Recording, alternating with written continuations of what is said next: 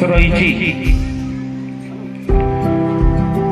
छात्र छात्री देह असुस्थ हेले निकटस्थ गोष्ठी स्वास्थ्य केन्द्र चंदनाहांडी आवश्यक स्थले जिला चिकित्सालय नवरंगपुर सहकारी शिक्षक माट्रन तत्वावधान में शिक्षार्थी मान चिकित्सा ब्लॉक स्तरीय सुरभि विज्ञान मेला खेलकूद सर्विफुल संवाद और समाज द्वारा आयोजित विभिन्न कार्यक्रम छात्र छात्री माने भाग नहीं हमको गौरवान्वित करुछंती। शिक्षार्थी माने शिक्षा सह शैक्षिक गुणावली विकास विद्यालय पाठागार खेल सामग्री टेलीविजन साउंड बॉक्स इत्यादि व्यवस्था रही फल शिक्षार्थी मान सामग्रिक विकास हो पारुछि। शेष विद्यालय समस्त शिक्षक शिक्षयित्री कर्मचारी और अभिभावक मानक अकुंठ सहयोग मु आंतरिक धन्यवाद जनाऊँगी। आपण समस्त स्नेह आशीर्वाद आम अनुष्ठान को आहरी उच्च शिखर को नहीं बोली मोर दृढ़ विश्वास। धन्यवाद। जय जय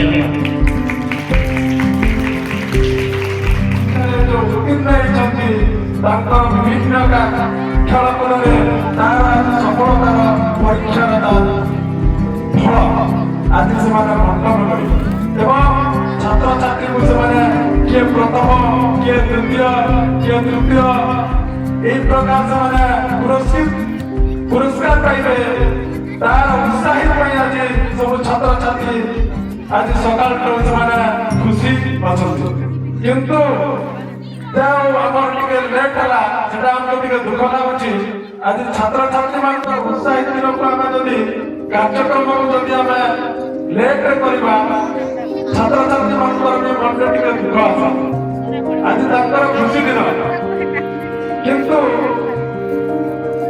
छात्र छात्री आज आम गुरुजी मैंने जो शिक्षा कर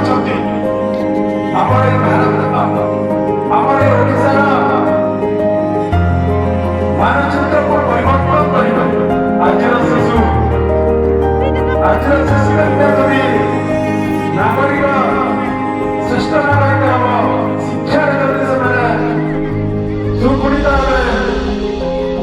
शिक्षा परिवेश परिवर्तन करेंगे भारतवर्ष को परिवर्तन करेंगे। आज गुरुजी मान जो शिक्षादान आज हमारे कार्यक्रम छात्र छात्री सरकार आह्वान कर पाठ पढ़े हमें खेल विभिन्न प्रकार आवश्यक अच्छे खाली गोटे पाठ पढ़ी देश विकसित हम ना खेल हमार अच्छे जोग हमार अच्छे दौड़ हमार अच्छे सरकार विचार करिसंती समस्ते आम सुस्थ मनीष हवा से चिंताधारा आम समस्ते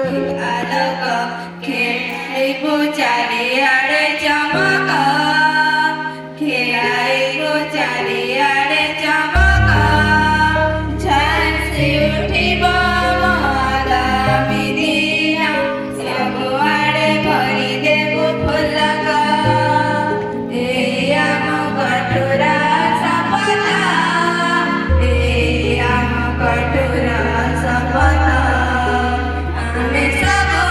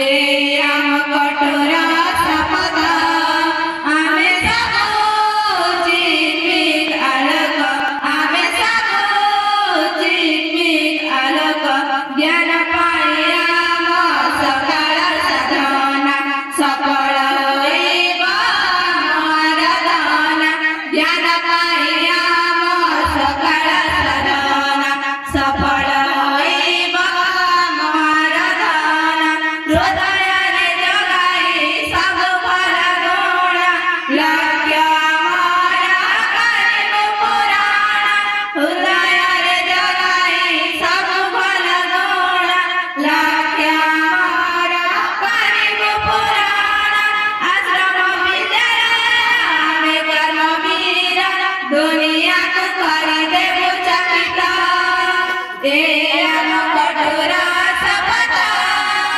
ए आम कटोरा शपथ आमे सब चिन्मिक कर्तव्य सृष्टिर बड़ धर्म रण नियम कर्तव्य नुहे कर्तव्य सृष्टिर बड़ धर्म जेते कष्ट पड़ू जेते दुख पड़ू हारी जीवा नहीं कर्म पाई आम धन्यवाद एथिपाई मोर वक्तव्य बंद करी वंदे मातरम वंदे उत्कल जननी वंदे अनुष्ठान समस्त छोट छोट छात्री मानक किछि दिग्दर्शन देले वर्तमान आम गणरे उपस्थित अछंती जे आम विद्यालय सहित अति परिचित जाकर हृदय सदा सर्वदा अवहेलित शोषित आदिवासी मानकर उन्नति पाई निरंतर कार्यकारी आसुथिबा अधिकारी से जड़े संवेदनशील कर्तव्यपरायण शिक्षा प्रेमी से आउ केही नांती आमर अति प्रिय जिला मंगल अधिकारी श्रीजुक्त रवींद्र पालका महोदय को आज मंचर मुख्य वक्ता भाव आसन अलंकृत करने को अनुरोध करुछि छात्र छात्री को अनुरोध करुछि सम्मानित करी पुष्पश्री निवेदिता विशाल महोदय को आज सम्मानित अतिथि आसन अलंकृत करने को अनुरोध करुछि एवं छात्री मान को अनुरोध करुछि सेमाने सम्मानित करिवे फूल तोड़ते मंगल अधिकारी भरत चंद्र साहू महोदय सम्मानित अतिथि आसन अलंकृत करने को अनुरोध करुछि एवं छात्री मान को अनुरोध करुछि सम्मानित करिवे एवं ता साथे साथे आम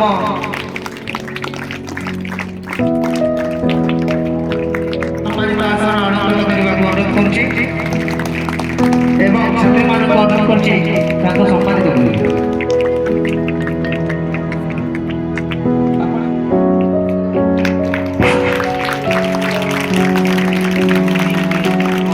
जे आपनकर गहणरे ये जो पिला मानकर जहाँ भी सरकारी योजना आसुची ताको पहुँचुची कि न पहुँचुची पिला माने पाउछंती कि न पाउछंती बोली आज जिला ब्लॉक सहित तांकर मंगल अधिकारी जिला मंगल अधिकारी पालका सार एवं ये ब्लॉक मंगल अधिकारी महोदय सकाळ आसिक आम संगे बसिथिबार मो जिला नेतृमंडल आउ तांकर अभिलिखित जो माने जिल्ला रे सेवा कराउथिबा से थोड़ी जने आउ तांकर हेल्पर तांकर सहित बसिथिबा समस्त स्टाफ को बहुत बहुत की मंच तरफ ये उदाहरण आदि तरफ ये सभा श्रवण स्थिति पर बहुत बहुत धन्यवाद करू आज तांको से मंच रे हमें पाइके हमें गौरवान्वित होछु सरकार हमर चलीछि एने मध्य हमें सरकार तांको दऊ से माने आनिके परिचालना करी पिला मानकर सब कथा को बुझि नेबार अधिकारी माने मत आज थिबार की मंच को बहुत धन्यवाद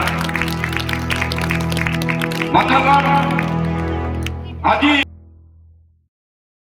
আমার পাখির অতিথি মান পাখির অতিথি বারু ছুয়া মান বহুত বহুত মু ই মঞ্চ তরফর ধন্যবাদ তেণু আজি দিନରେ ये जो सब जगह आमर जो एनुअल फंक्शन चली वार्षिक उत्सव चली सब जगह आम जाऊँ आ खुशी अनुभव करुचु तेणु आज छुआ मैंने जो मैंने आशा नहीं पाठ पढ़ुंट मो शिक्षक मानू बहुत कथा कहबी नहीं से कहूँ जहाँ शिक्षा आज चली ଆପଣମାନେ ଟିକେ ଆର୍ ପରିଶ୍ରମ କରି ଆପଣମାନେ ହେଉଛନ୍ ଭାରତର ମେରୁଦଣ୍ଡ ଆଉ ଟିକେ ପିଲାମାନଙ୍କୁ ବହୁତ ଶିକ୍ଷାକୁ ନେଇକିରି ଏଇଟା ଜିଲ୍ଲା ଲେଭେଲ ପର୍ଯ୍ୟନ୍ତ ତାଙ୍କର ଭବିଷ୍ୟତଟାକୁ ପହଞ୍ଚାଇବାକୁ ମୁଁ ଶିକ୍ଷକମାନଙ୍କୁ ଅନୁରୋଧ କରୁଛି। ଆଉ ଶିକ୍ଷକମାନଙ୍କୁ ମୁଁ ଦେଖୁଛି ଗତ ବର୍ଷ ମଧ୍ୟ ମୁଁ ଏଠି ଆସିଛି।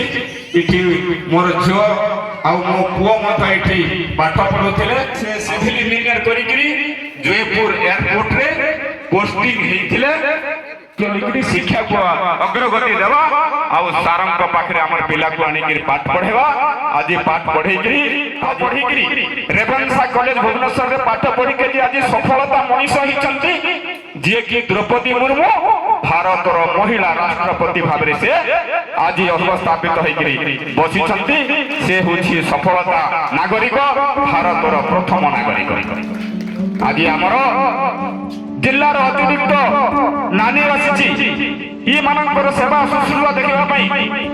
ସେ ବି ଜଣେ ମହିଳା ବସିଛନ୍ତି, ତାଙ୍କୁ ମଧ୍ୟ ଆମର ମଞ୍ଚରେ ଆଜି ଅନୁରୋଧ କରିଛୁ। ଆପଣମାନେ ଦେଖନ୍ତୁ ତ ଆପଣଙ୍କର ପୁଅ ଝିଅକୁ ନିଶ୍ଚିତ ଭାବରେ ମାନେ ସବୁଦିନ ସ୍କୁଲ ଯିବା ପାଇଁ କିମ୍ବା ମାଷ୍ଟରକୁ ପାଠ ପଢେଇବା ପାଇଁ ଆଣନ୍ତୁ। ମାଷ୍ଟର ଆମର ଶିକ୍ଷକ ସହିତ ସୁସମ୍ପର୍କ ରଖନ୍ତୁ। ଆଉ ଘରେ ପିଲାଙ୍କୁ ନ ରଖିକିରି ଆଗରେ ପାଠଶାଳାକୁ ଆଣିଲେ ପାଠ ପଢିକିରି ଗଲେ ବିଜନେସ ଗଲେ ମଧ୍ୟ ସେ ଠିକରେ ବିଜନେସ କରିପାରିବ। ପାଠ ପଢି ଜଣେ ରାଜନୀତି କରିପାରିବ। ପାଠ ପଢି ଜଣେ କର୍ମଚାରୀ ହେଇପାରିବ।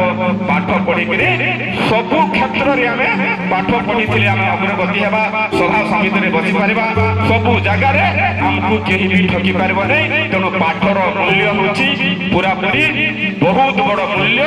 ସେ ମୂଲ୍ୟଟା ଆମେ ବି ଗଣନା କରିପାରିବାନି। ତାର ଆଉ ନାହିଁ ସମୁଦ୍ରର ଯେମିତିକି ଇଏ ନୁହଁ, ଶେଷ ନାହିଁ, ସେଭଳିଆ ପାଠର ଶେଷ ନାହିଁ। ଆଉ ପାଠ ପଢିଥିଲେ କେହି ପାଠକୁ ଚୋରି କରି ନିଅନ୍ତି ନାହିଁ। ଯଦି ବାହାରେ ଆମର କୌଣସି ଜିନିଷ ରଖିଛୁ ଜିନିଷଟାକୁ ଲୋକ ଚୋରିକି ନେଇପାରିବେ, କିନ୍ତୁ ଆମର ଜ୍ଞାନ ଆଉ ପାଠ ପଢିଥିଲେ ଆମର ପାଠ କେବେ ଚୋରି ହୁଏ ନାହିଁ। ତେଣୁ ସେ ପ୍ରକାର ଇଏରେ ଆପଣମାନେ ନିଶ୍ଚିତ ଭାବରେ ସ୍କୁଲରେ ପଠାନ୍ତୁ। ଏ ସ୍କୁଲକୁ ପାଠ ପଢିବା ପାଇଁ ଦିଅନ୍ତୁ। ଆଉ ଛୋଟ ଛୋଟ ମୁଁ ଏ ଗୁଣାଗୁଣି ମୋର ପୁଅ ଝିଅର ବୟସ୍କର ଝିଅ ପୁଅମାନଙ୍କୁ ମୁଁ ଆଜି କହିକି ଯାଉଛି, ଦେଖ ମୋର କଥାଟା ମନେ ରଖିବ। ପାଠ ପଢିଲେ ସଫଳତା ମଣିଷ ତିଆରି ହେବା। ପାଠ ପଢିଲେ ଆମେ ସବୁ କ୍ଷେତ୍ରରେ ଆମେ ଯାଇକି ପହଞ୍ଚି ପାରିବା। ତେଣୁ ପାଠଟାକୁ କିଛି ଏ ପ୍ରକାର କଥା ଠିକରେ ପାଠ ପଢନ୍ତୁ। ଆଉ ନିଶ୍ଚିତ ଭାବରେ ଏ ସ୍କୁଲକୁ ଆଗକୁ ନେବା ପାଇଁ ଆଉ ଏଇ ସ୍କୁଲର କଣ ପ୍ରୋବ୍ଲେମ ଅଛି, ଏ ସ୍କୁଲର କଣ ଅସୁବିଧା ଅଛି, ନିଶ୍ଚିତ ଭାବରେ ବିଭାଗୀୟ କର୍ମଚାରୀ, ଜିଲ୍ଲାର କର୍ମଚାରୀ, ବ୍ଲକ କର୍ମଚାରୀ କଣ ଏଠି ବସିଛନ୍, ଆମେ ସେମାନଙ୍କୁ ଜଣେଇବା। ନାଇଲେ ଆମର ଶିକ୍ଷକତା ମାନେ ଜଣେଇବେ ଯେ ଏ ସ୍କୁଲର ମାନେ କଣ ମାନେ ଏଟା ଅଛି, ଅସୁବିଧା ଅଛି। ନା ଶିକ୍ଷକର ଅସୁବିଧା ଅଛି, ନା ହଷ୍ଟେଲର ଅସୁବିଧା ଅଛି, ନା ପିଲାଙ୍କର କଣ ଅସୁବିଧା ଅଛି। ଆଜି ସୁଯୋଗକୁ ଆମର ଜିଲ୍ଲାର ସବୁ ଅଧିକାରୀ, ବ୍ଲକର ଅଧିକାରୀ କରି ପହଞ୍ଚିଥିବାରୁ ମୁଁ ଏଠି ଆମେ ମୋର এই ଗ୍ରାମବାସୀଙ୍କୁ ଏବଂ ପିଲାମାନଙ୍କୁ, ଶିକ୍ଷକତା ମାନଙ୍କୁ ଆଉ ଆଜି ଯୋଉ ମଞ୍ଚରେ ଆମେ ବସିଛୁ ଏ ମଞ୍ଚର ସମସ୍ତ ମୋର ମଞ୍ଚାସୀନର ମୋର ଅଧିକାରୀମାନଙ୍କୁ ମୁଁ ଆଜି ସମସ୍ତଙ୍କୁ ମୋର ନମସ୍କାର। ତା ସହିତ ମଞ୍ଚ ତଳେ ଅବଶ୍ୟ ସମସ୍ତ ଅଭିଭାବକ, ଅନ୍ୟାନ୍ୟ ଶିକ୍ଷକ ଶିକ୍ଷୟିତ୍ରୀ ସମସ୍ତଙ୍କୁ ନମସ୍କାର। ଏଠିକାର ଗ୍ରାମବାସୀ, ବୟୋଜ୍ୟେଷ୍ଠ ଯେଉଁମାନେ ବି ଅଛନ୍ତି ସମସ୍ତଙ୍କୁ ଧନ୍ୟବାଦ। ଆପଣମାନେ ଏଠି ଆଜିର ବାର୍ଷିକ ଉତ୍ସବ ଆନକାବାଡ଼ା ଆସାମ ବିଦ୍ୟାଳୟରେ ଉପସ୍ଥିତ ଅଛନ୍ତି। ତା ସହିତ ଯାହା ପାଇଁ ବାର୍ଷିକ ଉତ୍ସବ ଆଜି ପାଳନ ହେଉଛି, ବହୁତ ସୁନ୍ଦର ଭାବରେ ଆମର ପିଲାମାନେ ବସିଛନ୍ତି। ଆଜି ଭାଇ ଭଉଣୀମାନେ, ଛୋଟ ଛୋଟ ଭଉଣୀମାନେ ବହୁତ ସମୟ ହେଲାଣି କିନ୍ତୁ ବହୁତ ସୁନ୍ଦର ଭାବରେ ବସିଛନ୍ତି, ସେଟା ବହୁତ ଖୁସି ଲାଗିଲା। ତେଣୁ ତମମାନଙ୍କୁ ବି ଧନ୍ୟବାଦ, ଏତେ ସୁନ୍ଦର ଭାବରେ ଶୁଣୁଛ ଆଉ ଧ୍ୟାନ ଦେଇକି ବସିଛ, ଶୃଙ୍ଖଳିତ ହେଇକି ବସିଛ। ତ ନିହାତି ଶୃଙ୍ଖଳାରୁ ଜଣା ପଡୁଛି ଯେ ତମମାନେ ସୁସ୍ଥ ବି ଅଛ, ଭଲରେ ଅଛ। ଆଉ ତମ ଶିକ୍ଷକ ଶିକ୍ଷୟିତ୍ରୀ ତମର ଭଲ ଯତ୍ନ ନେଉଛନ୍ତି, ସ୍କୁଲ ଠିକରେ ଅଛି, ତମେ ନିଜର ବି ଭଲ ଯତ୍ନ ନେଉଛ। ମାନେ ଏଠି ଶିକ୍ଷିତ ବି ହେଇଗଲଣି, ତମେ ଜାଣିଗଲଣି ଯେ ଗୋଟେ ଆନୁଆଲ ଫଙ୍କସନରେ କେମିତି ରହିବାର ଅଛି, ଅତିଥିକୁ କେମିତି ଗ୍ରିଟ୍ କରିବାର ଅଛି, କେମିତି ସମ୍ମାନ ଜଣାଇବାର ଅଛି। ତ ତେଣୁ ପିଲାମାନଙ୍କୁ ଏଠି ହିଁ ଧନ୍ୟବାଦ ଦେବି ଯେ ପିଲାମାନେ ଏଇଟା ଗୋଟେ ତମ ପାଇଁ ସୁଯୋଗ ଯେ ଏଠି ଶିଖିବାର ଅଛି ଯେ ଏତେ ଗୋଟେ ଅତିଥିକୁ ଆମେ ଡାକୁଛେ ଗୋଟେ ହିଁ ଦିନ, ବର୍ଷରେ ଏତେ ଦିନ ତ କାମ କରୁଛୁ, ବଟ୍ ଗୋଟେ ଦିନ ଆମେ ସେଲିବ୍ରେଟ କରୁଛୁ, ଉତ୍ସବ ପାଳୁଛୁ, ତାକି ଏତେ ଯୋଉ ଅତିଥି ଆସିବେ କିଛି କହିବେ ଆଉ ଆମକୁ ଦେଖିବେ ଯେ ଆମେ କିଛି ଶିଖିବା, ଜାଣିବା ଯେ କେମିତି ସମ୍ମାନ ପାଉଛନ୍ତି, କଣ ପାଇଁ ପାଉଛନ୍ତି, ତାଙ୍କର ଯୋଉ ଜ୍ଞାନ ଅଛି ବା ଯୋଉ ସେଥିପାଇଁ ସେ ସମ୍ମାନଟା ପାଉଛନ୍ତି ଯେ ମୁଁ କେମିତି ପାଇବି, ମୁଁ ଯୋଉ ପଢୁଛି ଛୋଟ ଅଛ ତମେ ତାଙ୍କର ସମସ୍ତଙ୍କୁ ବାର୍ଷିକ ଉତ୍ସବ ଉପଲକ୍ଷେ ଅଭିନନ୍ଦନ। ପିଲାମାନେ ମାନେ ଖୁସିରେ ନାଚନ୍ତି ତାଙ୍କର ଫଙ୍କସନ୍ ହଉଛି ତାରିଖ ନାହିଁ ମାରୁନାହାନ୍ତି।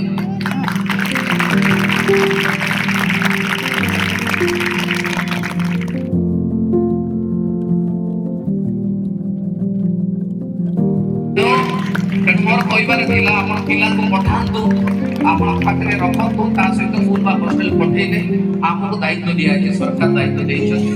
ଯୋଉ ଦାୟିତ୍ୱ କି ଆମେ ଯେତେ ପାରୁ ପର୍ଯ୍ୟନ୍ତ ମୁଁ ଜଣେ ମଣିଷ ଜିଲ୍ଲାକୁ ସମ୍ଭାଳୁଛି, 50,000 ପିଲା ଅଛନ୍ତି, ଏତେ ବଡ ଦାୟିତ୍ୱ ଦିଆଯାଇଛି। ତ ମୋର କହିବାର ମାନେ ସାର୍ ଆପଣ ମାସ ଆସିପାରିବେ କି ଆସିହବ ନାହିଁ। ଯଦି ଗୋଟେ ସ୍କୁଲକୁ ଯିବି ମତେ 3 ମାସରେ ଗୋଟେ ଆଗରେ ସ୍କୁଲ ପଡିବ। କେବଳ ସ୍କୁଲ ନାହିଁ, ହଷ୍ଟେଲ ବି ଅଛି, 480ଟା ହଷ୍ଟେଲ ଅଛି। ତ ଏତେ ବଡ ଦାୟିତ୍ୱ ଗୋଟେ ମଣିଷକୁ ଦିଆଯାଇଛି। ତେଣୁ ଆପଣ ବାପା ମା ହିସାବରେ ଆପଣଙ୍କର 2ଟା ଛୁଆ 3ଟା ଛୁଆ ଥିବେ, ତାର ଦାୟିତ୍ୱ ଆପଣ ନେବାକୁ ପଡିବ। ଦାୟିତ୍ୱ ମାନେ କଣ? ସ୍କୁଲକୁ ପଠେଇବେ। ପିଲା ତ ଚାହିଁବ ନାହିଁ, ପିଲା ତ ଟିକେ କଷ୍ଟ ଅନୁଭବ କରିବ। ସେ ବୟସରେ ଆପଣ ପହଞ୍ଚିଛନ୍ତି, ପିଲାକୁ ଯେମିତି ହେଲେ ବୁଝେଇ ସୁଝେଇ କରି ଖୁସି କରିକି ପଠାନ୍ତୁ। ଆଜି ତାକୁ ଭଲ ଲାଗିବ ନାହିଁ, ଆଉ 5-7 ବର୍ଷ ପରେ ସିଏ ହିଁ ଦେଖେଇବ ତାର ପରିଣାମ। ତେଣୁ ଆମର ମାନ୍ୟବର ସାଂସଦ ବି ଅଞ୍ଚଳର ଲୋକ, ତେଣୁ ଆପଣ ଜାଣିଥିବେ ପାନବେଡ଼ା ବହୁତ ପ୍ରସିଦ୍ଧ ଆମର ଏ ଏରିଆରେ ଟଟା। ଆପଣ ଜାଣି ରଖନ୍ତୁ, ଯେହେତୁ ଆପଣ ମାନେ ଜାଣିଥିବେ ନ ଜାଣିଥିବେ ମୁଁ ଜାଣିଛି। ପାନବେଡ଼ାରେ ପଢିଥିବା ଗୋଟେ ଷ୍ଟୁଡେଣ୍ଟ ସମ୍ ବେହେରା, ସିଏ ହଉଛନ୍ତି ମେଣ୍ଟି IIT ଉତ୍ତରାଖଣ୍ଡର ଗୋଟେ ଡାଇରେକ୍ଟର। ମାନେ ଅଲ ଇଣ୍ଡିଆର IIT ମାନେ ଯୋଉମାନେ ପଢିଥିବେ ସେମାନେ ଜାଣିବେ, ପିଲାମାନେ ଜାଣିବେ ନାହିଁ। ତାକୁ ଯେତେବେଳେ ଇଣ୍ଟରଭ୍ୟୁ ନିଆଗଲା ସେ କହିଲା ଯେ ପାନବେଡ଼ାର ଷ୍ଟୁଡେଣ୍ଟ ସମ୍ ବେହେରା। ଆପଣ ମାନେ ବି ତାଳି ମାରିବାର ସେ ଅଞ୍ଚଳର ଲୋକ, କାହିଁକି ନା ତ ଆପଣ କହିବେ ନାହିଁ ଯେ ଆଜ୍ଞା ବହୁତ ଦୂରରେ ଅଛୁ, ନବରଙ୍ଗପୁର ହେଡକ୍ୱାର୍ଟର, ସେମିତି ନାହିଁ। ପାଠ ସବୁ ଜାଗାରେ ଅଛି, କେବଳ ପାଖରେ ରହିଲେ ପାଠ ହୁଏ ସେମିତି ନାହିଁ। ଯୋଉଠି ଭଲ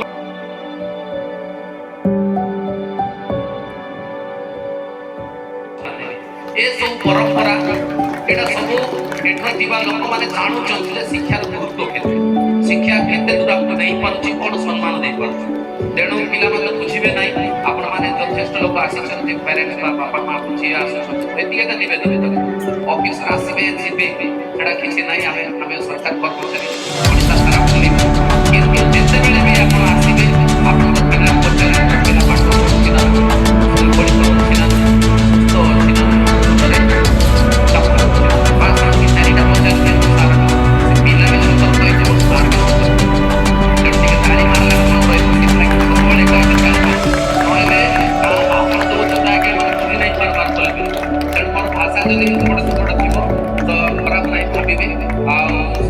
ସବୁବେଳେ ତ ସମସ୍ୟା ରହିବ, ତା ସହିତ ସମାଧାନ ବି ଅଛି।